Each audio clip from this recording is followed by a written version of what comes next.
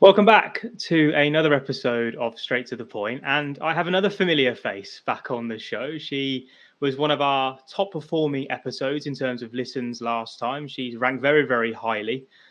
Back all to talk about neuroscience, marketing, sales, and her experience with what she's been doing over the last year, which is pretty much taking over LinkedIn. Jo Britton, welcome back to Straight to the Point.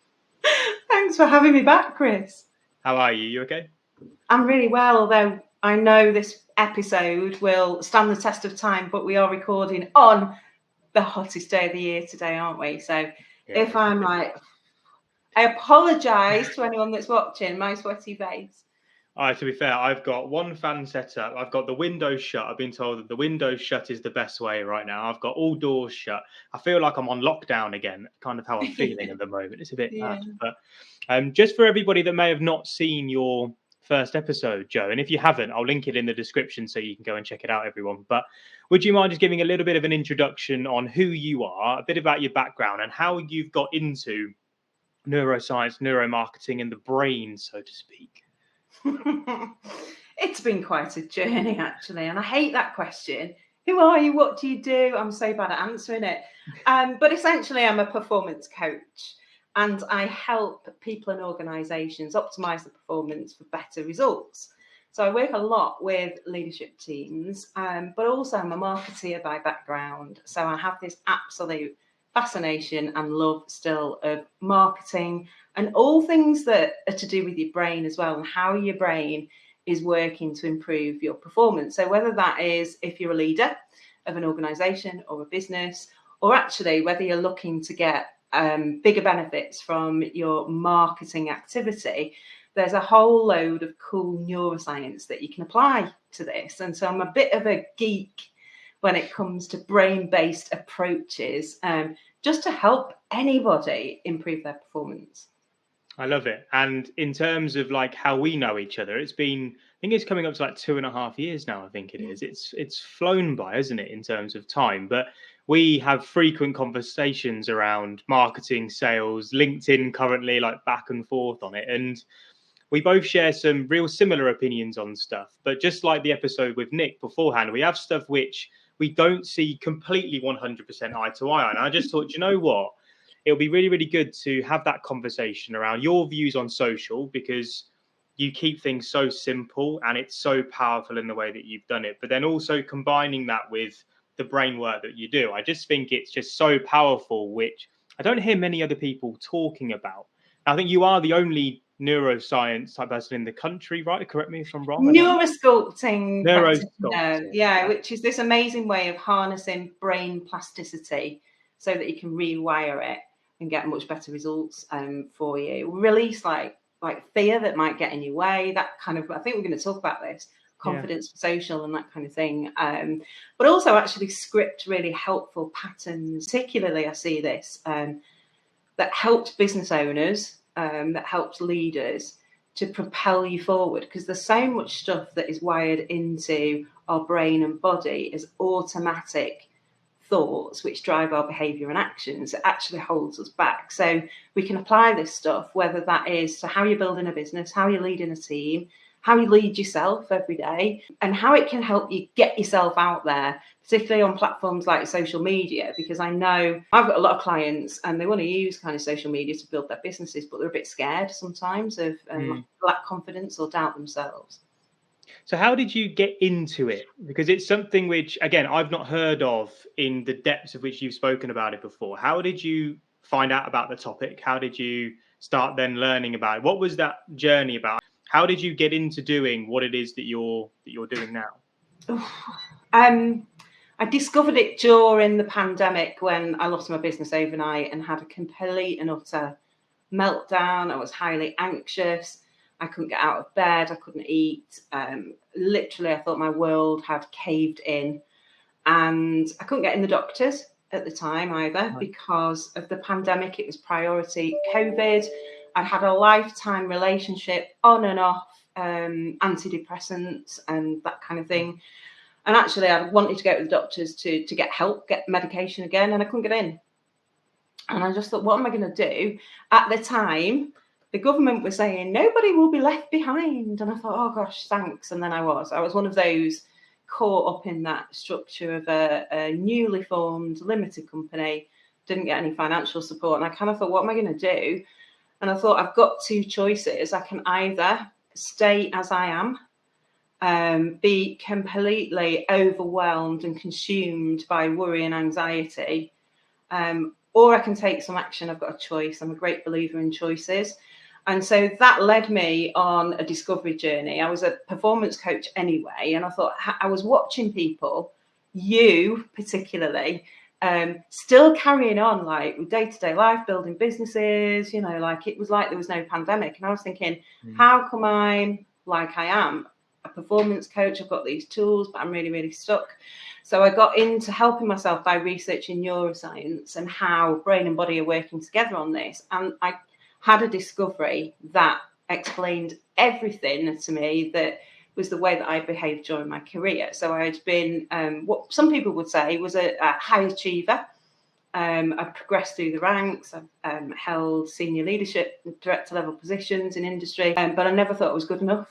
And for that, I lacked confidence, always lacked confidence, doubted myself. And for me, it manifested in burning myself out by constantly working. So when the pandemic hit and I lost all my business pretty much overnight, again, I had these thoughts, I'm a failure. You're just not good enough. You're not cut out to do it.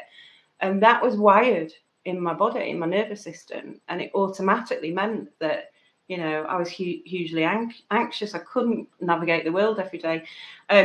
So learning about neuroscience and how our brain works and how we understand, like, you know, how we form patterns, how we map things like fear through events and experiences taught me an awful lot, because we can also use the same science that's scripted. So this is how I discovered Neurosculpting. It was absolutely transformational. It helped me do things like follow you on Instagram and innovate my business with your help. It helped me do all sorts of things. And so what I then discovered was actually start helping other people with this during lockdown. And I've gravitated back into more the corporate side of what I do, which is an approach called Neuro Leadership, working with leaders on how our brains are working and how, when we understand this, we can get better results both for ourselves and teams. And then, of course, I thought, well, I love marketing. You must be able to apply this to marketing as well. So it's been, you know, not a linear journey by any means. It's been a lot of self-discovery along the way. I love it. In terms of like the neuromarketing stuff, I think that's where I think we're going to spend a lot of the time on inside of this session, right? Because we spend lots of time on social looking at how it works, trying to work out how we can get content to go further, banging our heads against brick walls sometimes, where the thing that you think's going to go out and do well just goes completely backwards and does the opposite. And then vice versa. The thing that you spend 30 seconds putting together then just flies off the wall. Now, I know you've done some stuff around like relatability and how it works, but with your social media journey, how are you currently finding it? Because these algorithms at the moment are all over the place. Everyone thinks they know what they do, but we're all got our fingers in the air trying to work out what's really going on. I mean, what's your current experience with them? How are you finding them? Well, I mean, I think the first point to make is just forget algorithms, because you're never going to beat the algorithm. You're never going to understand it. I don't even think the people that, you know, they're self-fulfilling, aren't they, the algorithms? We're never good. So just forget about the algorithms. For me, social media, thanks to you actually, has completely changed my life and business, right? Completely. However, I think a lot of people misunderstand it when they want to use it to build their business or whatever they want to do, market themselves or build their business. They misunderstand some fundamentals around marketing and sales, actually. This is just a platform that helps you communicate to more people than you would be able to do in real life, right? And people forget the word social in social media, right? They forget it and they think that, you know, I'll just post some stuff, you know, customers will come my way and that's easy, and they do 2 posts and they get little engagement and they go, oh, this doesn't work, and they give up and they, you know, it's all bad. I mean, it's just ridiculous, isn't it? Right. So for me, and I have to say as well, you know, having met you, I met you first through Instagram because that was my platform of choice for a new audience that I wanted to build, right? Having lost my corporate work in the pandemic, it was like, well, I need to go and find a new market, a new audience. And so I'll do Instagram. And I fell into the same trap. Annoyingly, as a marketer, I fell into the trap of thinking, I just need to post some things. And, you know, something, it just doesn't work like that. The minute I realized, of course, this is technology enabling you to get in front of more people using a process that you would in any kind of marketing, then that's the minute things change, right? So for me, it's been a brilliant experience applying fundamental marketing principles, but also in a context of an online platform, an online world. And for me, it's always about testing, learning, iterating. And even when you think, oh, that's done well, it's really hard to replicate it as well. So for me, it's more about be consistent. Just be consistent, be visible, and learn as you go along. And remember, all you're really trying to do, and this is where the brain stuff comes in, is whenever you're selling something or promoting something, all you're really trying to do is motivate somebody to go on a journey with you, on a path to purchase, right? From strangers out there who don't know who you are, they've never heard of you. And all you're trying to do is find those strangers and take them on your journey step by step. And there has to be, this is why the science of motivation works here, to achieve any outcome, there has to be enough rewards along the way for you, right? So the same with a prospect. So you have to go and find them and want them, or make it meaningful for them to want to connect with you. And then you have to take them on that journey with the rewards along the way so that you can offer them a solution and they'll buy from you. That's kind of all it is for me. It's pretty simple, isn't it? And I think we'll go into more of the social strategy stuff in a second. But I think I can't remember who I was speaking to, but I was speaking to a friend of mine who, no, actually, I was listening to a podcast. That's what I was doing. I was listening to a podcast, and the person on there has been relatively successful in business. He's done some amazing things, and he has a really cool outlook, I think, on the way that this whole social media world works and how business works in general. And one of the things that he specifically focuses on is a little bit of luck, right? So the consistency thing is so important because we have no idea what could take off and when that opportunity is going to come. So we have your example, right, of the lipstick video that went absolutely mad. And that post really, we'll talk about it actually, but it changed a lot of the dynamic of your feelings towards social. And if that video hadn't have gone out there, how different would have everything had been? And we never knew that video was going to go absolutely crazy. It was just one of the controversial, I guess, topics sticking up for someone. It wasn't even controversial, really. It was just strongly opinionated, wasn't it?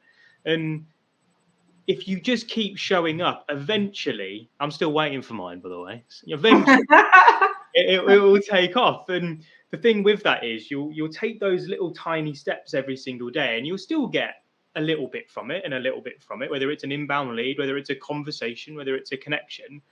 But if you suddenly take that time off, or you suddenly get fed up and you give up, there's always that image, isn't there, of the miner that's banging and he gives up just before he gets to the diamond. And I think that analogy works so well here because I've always said it. You always need a little bit of luck to be able to get there. I've not had my social media big luck as of yet, but it will come. I know it will, because eventually you hit the gold and you start to get all the attention that you're looking for.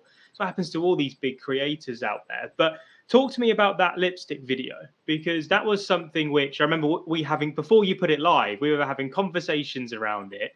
You put it on Instagram and then you decided to put it on LinkedIn. So how did that idea come about, and what then caused you to do something and put it out there? Because it's not an easy thing to do with the whole video in itself, is it? So I'm now getting a reputation. I'm now called the lipstick lady by lots of people. So if you haven't seen it, you're probably bored to death by this blooming story by now. What happened was I'd been coaching some female entrepreneurs during a particular week, and the most common thing that kept coming up was they wanted to build their business on social media, but they were frightened of putting themselves out there, and they lacked confidence. And I'm coaching them in confidence. And then, so that was in the last session where I had the same conversation, was on the Friday. And then I was promoting something we'd been working on. You've been helping me on, I think, a webinar and stuff. And I created a video for it. You were helping me get confident on video and all that kind of thing. And it had taken me loads and loads and loads of tries. And then I thought, oh, yeah, I'm all right now. I can do video. I'm okay. I've literally just got to the point of feeling that little bit confident where I wasn't that bothered about putting it out there.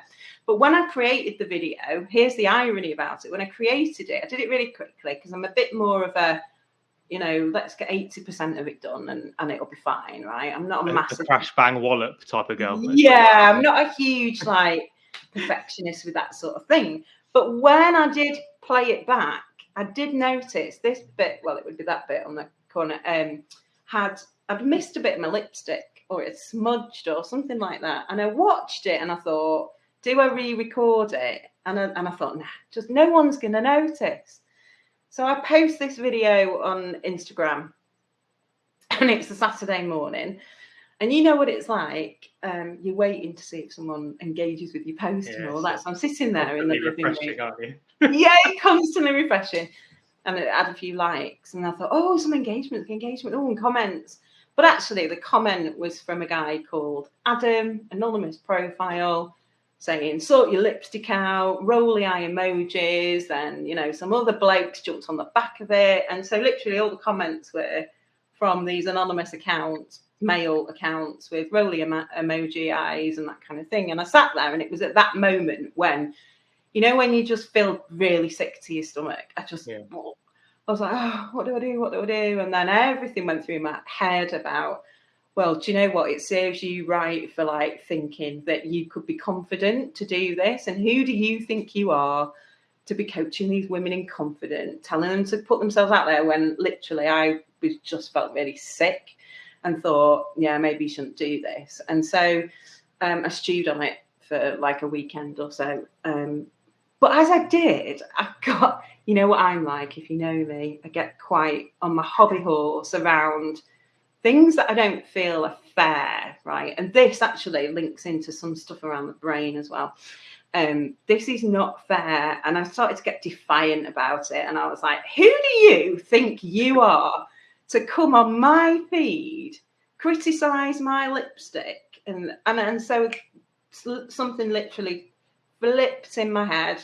And I thought, no, how can I show up and coach women around confidence when, if I'm going to give up and I can't do that, that's not me. And who are you flipping idiot? And so over the course of that weekend, then it got to Monday, and I was even more angry about it. I remember messaging you. I'd been back to back with clients that day, and it was just before I was about to hop on with another client. And I thought, no, I'm gonna do a video about this and literally record. And I remember messaging you saying, I'm gonna stick a load of lipstick on my face, and you were like, yeah, do it. So I didn't need any more encouragement. And I literally, if you watch the video, you can see it's just literally slapped together. It was and none of it, to be fair, none of it was really scripted or rehearsed, other than it was hang on, there are some lessons some people could take from this if it helps them. So I did that. It's a really messy video, and I posted it on Instagram, did all right, posted it on Facebook, nothing. And then on the Tuesday, I thought to myself, do I dare put it on LinkedIn? And I was like, no, don't put it on LinkedIn, because you've got all these professional contacts, all these people you used to work with. What are they going to think of you, looking like an idiot? And there's something just went, I'll just do it. So I put it on LinkedIn and then ran away and closed my laptop down just in case I got more hate on it, right? And I forgot that my LinkedIn account is connected to my email. So whenever there's an interaction or whatever, I get an email. Yeah. And suddenly my inbox is full of LinkedIn, like, and I was like, oh my God. And so I felt sick again. Oh my God, I'm getting loads of hate. Anyway, it was completely the opposite. It was completely the opposite. I got so much support. It just took off, right? And even to this day, so it's like 18 months later, I still get inbox messages from people saying, oh, you're the lipstick lady, or I've seen you post and it really helped. You mind if I share it? You know, all of that kind of stuff. So here's the reason I think it actually worked as well from a brain point of view. And we can talk about them if we have time. There's kind of five areas of the brain that work on, you know, the brain's organizing principle is all around minimizing reward and maximizing reward and minimizing threat, right? And there are 5 areas. One of them is fairness. If we perceive things are not fair, then we get like really triggered emotionally. Yeah. Yep. And this is one of those cases. So for me, it triggered that emotion in me. This is not fair. And that gave me that kind of motivation to stand up and say something that like I was passionate about. But the other side of that is, if you ever notice on social media posts that do really well, a lot of them that do really well are the ones where it's the underdog. Yeah. You know, like, and so me speaking probably as somebody that got some hate and bullied online and then was speaking back was actually probably why the video did pretty well and continues to do well, because, and also it's relatable. It's a topic that people relate to, being bullied online, especially women being you know, huge, isn't comments made about their looks and all that kind of thing. I think I just remember going back to that time where you were umming and ahhing of putting it out there. And I can imagine there's lots of other people that have that moment where, I know we've had a couple of conversations with people inside of our community where they're like, oh, should I post this? Do I dare? Do I dare do that?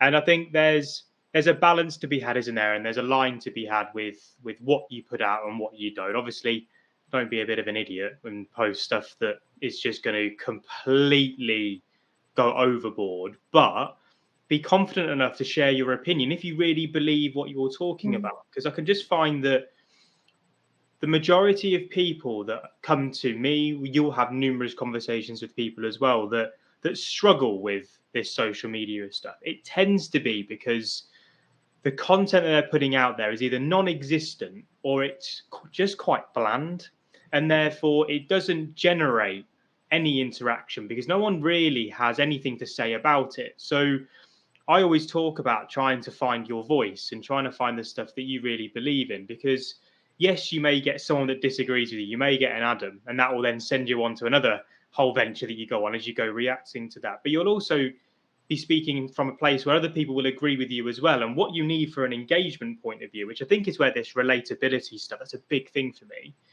is that if you can get someone agreeing or disagreeing, you win.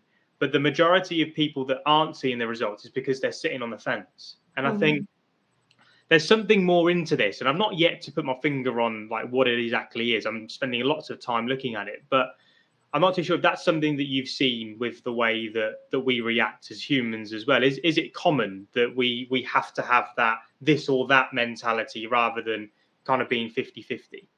Well, if you think about it, and yeah, I mean, I agree with you. Just to come back to that point where there are lots of people who feel like then a bit afraid to have that strong opinion and they're not confident about it. Opinions are, by virtue of them, going to polarize people. Not everyone's going to share your opinion. However, for me, what helps me make the decision and do it is that I come back to my personal values with this, right?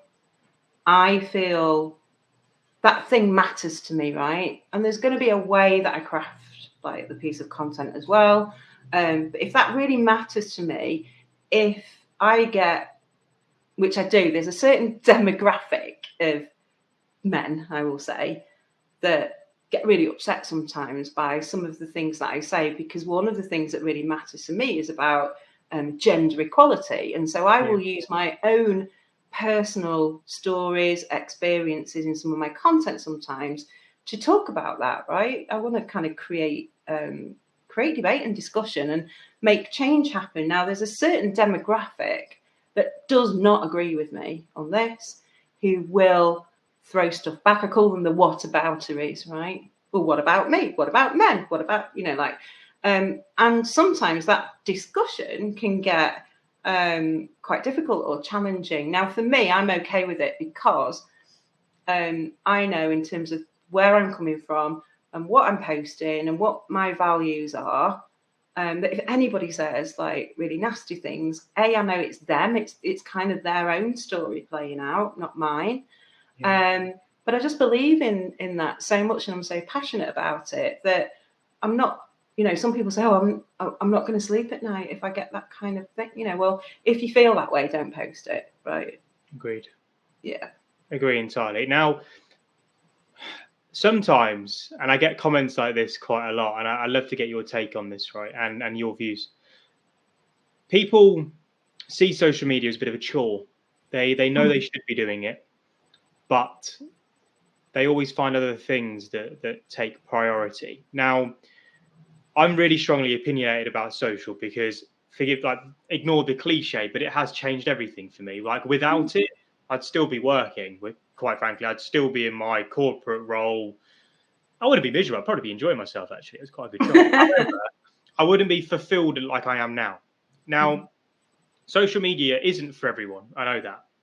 However, for the people that know they should be doing it, what have you seen as the rewards of showing up and utilizing it to give those people a little bit of encouragement if they've not seen the success so far with what they've been creating and posting? How has it changed everything for you? I mean, it's basic stuff, this. Take the word social, and that's it, right? Because people overcomplicate it all, don't they? And they forget, right? They forget. I find it easier now because I actually just like talking to people. Like you said, 30 minutes for this podcast. We're on 27 minutes, and I think we've still got loads to talk about, right? I just, for me, maybe it's my personality as well. Not everybody will have this personality. I just love talking to people, and that is it, right? I don't, and people are a bit, to me, a bit too contrived with the way they want to approach it, because they're always thinking about if they're building a business or they're using it to build a business, I need to make the sale, right? Forget all about that. But personally, for me, what's helped me, a couple of things, is as long as I'm visible in somebody's, if I'm in somebody's feed every day, they do get sick of me, they tell me. I wish she is again.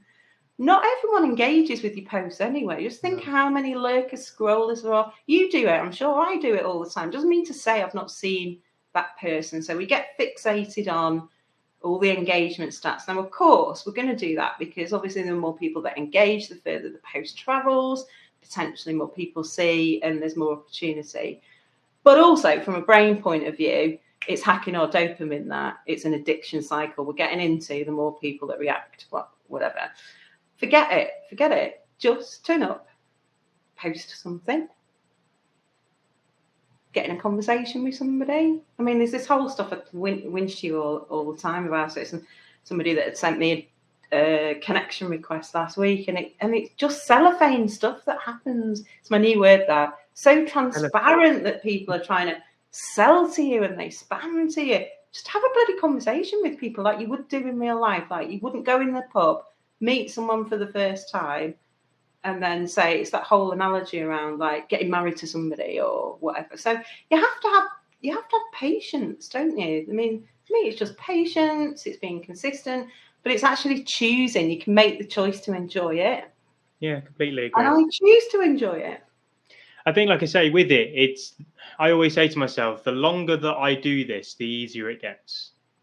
Every single time. So 3.5 years ago, when I was doing this to raise money for a property company, it was tough, right? I had to, because I was desperate at the time as well. Like you stink of it. Like people see it so easily online whenever you're looking at chasing something. And it took me to get into, I wouldn't say a comfortable position, but where I started to realize that the further I kind of disconnected myself from the outcome, the more in depth the conversations were and the better the results. So when I secured my first bit of investment, that came from someone that had been following me for 3.5 months. just seeing the journey that I was going on. I was talking about my wins and my lessons and everything that I was struggling with.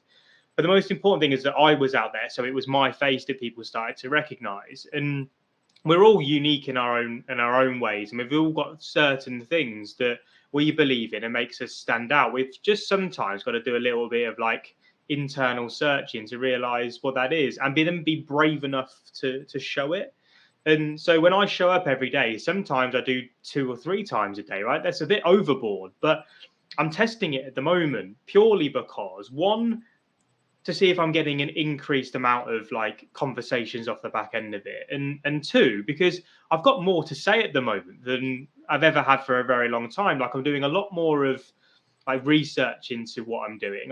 We're seeing more results and wins than ever before. We're also screwing up more than we've ever screwed up before. So there's more and more stuff to talk about. Now, that's kind of where I get my content ideas from. But I know also people do struggle with coming up with like the ideas and stuff and how to find it. What tends to be your inspiration behind your content? Because your stuff, when it's when you go off on one, isn't it? It's like when you really have something. Where do you tend to find your content ideas from, and what do you do when you're lacking inspiration? Ooh, it's a great question. There are loads of different approaches, aren't they? Some people will say, have content pillars and plan. I don't really. No. I've tried that. I'm just not wired that way, right? So I think the first thing to do is kind of go with your own wiring, right? So for me, my best approach that works best for me is when I get up in the morning, because it's when I'm like freshest, my brain's better. First of all, how am I feeling? Maybe what have I got on this week? Or there's usually, for me, something that's going on in the news that I've got an opinion on that triggers me. So there's this whole thing around, I think, if you think about it as human beings, emotions, right? And usually there's stuff that triggers me in a bad way, whether it's like something going on politically, the war in the Ukraine, whatever it is, right? Things to do with women and gender equality and all that kind of thing. I'll see something in the news and then I've got an opinion on it and boom, I'm kind of off, right? So, and then also try and relate it actually in context to what I do as well. Here's another thing that I do sometimes too. If I really am stuck, I just Google a random word and see where it takes me. I mean, it literally is as ridiculous as that. Like last week, I Googled the word finger. That led me to a whole host of stuff. And I ended up talking about something nothing to do with a finger, but it's just, it's just to get my brain kind of working and curious, right? Curious and interested in things. And then suddenly you get a bit of inspiration. So I'm not saying, I think I'm a little bit unique like this. I'm not saying like, you couldn't teach this method, I don't think. It's, some people like more structure. Some people need kind of, more of a framework and themes and things like that. And if that works for you, brilliant. It just don't work for me. Yeah, again, I think everyone will find their own way just by getting going. And momentum's such a powerful thing with this and setting. I know we're both like, we need to show up every single day for a set time period. And if we don't, we break the habit. What day are you on of your 100 days currently? I know. I think I'm on 31, day 31. So I've got ages to go, but it is. I mean, that's the other thing. You and I are competitive anyway. So, and I am super competitive with myself too. So for me, I do a lot of habit stacking. Like if I can, so actually here's the other way that I think about it. My only goal at the minute to make it really super easy and automatic for me to show up consistently every day is to go 100 days posting content. That's 7 days a week, right? So I show up Saturday and Sunday as well. So my only goal is not to break the 100 days. I'm not at all bothered about what is the result of my content or anything like that, because for me now it's focus on building the habit, right? So build the habit, and how do I stack it? I've told you this one before. I have an existing habit that I will just never break, which is my morning coffee. So when I'm having my morning coffee, what I used to do before was scroll everybody else's stuff you know, like mindlessly. Whereas now it's like, no, I'll create my content while I'm having my coffee. Done, boom, done. And then it's like I get to tick off my chart. I'm on day whatever. And that tick gives you a dopamine boost, right? That's what motivation does then. So it means that you keep going, and then you'll have linked those two habits together. I cannot not do it now. When I was on holiday, had to do it when I was on holiday. I would lay on the beach. I've got to do my content. Even though the time zone was different, which like for some people, yeah, and I noticed it. Like, so what was I? 6 hours behind, right? I'm not in my usual, whatever my algorithm thinks is my time for posting. I'm not, because I'm 6 hours like behind, right? But I still had to do it. And did I notice a dip? And yeah, of course I did. And you know, because it was a different time in the UK where my audience was. But that wasn't the point. I had to do it. Lay on my sun lounger. Had to do it. And again, like I say, it's just having it as a priority, because again, we've been there and we've seen it now. Like when you show up day in, day out, and again, whenever I've ran trainings, I always say a minimum of 3 times a week. That's like if you want to go really slowly. Like for me, if it's like if you show up every single day, just talk about something. It doesn't have to be anything that's rocket science. Just get yourself out there. You will see the outcomes that we see, because it's just common sense. The more people that see you, the more people are then going to remember you. And then if you've got everything else right in terms of they then know what to buy from you, it's naturally going to lead that way. It's just following the simple stuff. And whether it's coffee time for you, whether it's toilet time for me, or whatever it is, right? Everyone can find 5 to 10 minutes to get this stuff done. And I always have a laugh and a joke about it, because that's my stupid routine, right? It's just inside of my morning routine and it just gets done. Do I have stuff that I then create if something hits me throughout the day and I'm like, oh, I've got to write about that, or I've got to record something like that? Of course I do. But I've got my course. Even every morning, I'll just create a little bit of something. And then it's amazing how what used to take me an hour now takes me 5 minutes, because I don't have to overthink it. And this is something that I work on with loads of people in our team as well. They sit there for hours procrastinating. I'm like, look, go on to BBC News, find something that you're passionate about, bloody talk about it. So simple. It doesn't have to be a long paragraph. It could be 5 to 6 lines. Put your face on it and get yourself out there. And I know that it's difficult for like some people to pluck up the courage, but I just implore you just to try it, because if you can just get around people where you are almost, I guess, submerged in where you're almost creating that fear of missing out. That was the thing, like for me, is whenever I see other people doing it, I see your face on my newsfeed in the morning, and I'm like, shit, I've got to get out there and I've got to do it. So it's just finding a way to motivate yourself to be able to do it. And the habit challenge is one thing, being in a group with other people is another thing. But I talk about it sometimes about just ticking the box and getting yourself out there and not worrying too much about the metrics at the beginning. Like, even if one person sees it, that's still one more person that didn't see you beforehand, that now is that one step closer potentially either to working directly with you or to recommending someone else to work with you, because that's the power of what social is for me. It's word of mouth on steroids, like if you really get it right. Now, one of the things that you're really, really, really strong at, and you've helped me with this like throughout, is this confidence topic, right? It's about really finding out who you are and your values, and then believing in them enough to not give a crap about anything else is going on, and just believe in what you do. For someone that's maybe not quite found their voice yet, or is not quite confident in doing a video or even doing a photo of themselves on there, like, what's the process with you? Or what would your top tips be or advice be to someone that is struggling with confidence right at this point? Well, I think we both say this. Confidence comes from clarity for me.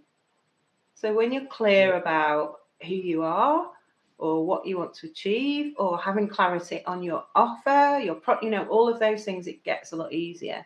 But to take that first step, I always say, do something super tiny where you believe it's that small you can't possibly fail, right? In your mind, you can't possibly fail, and start with that and repeat it.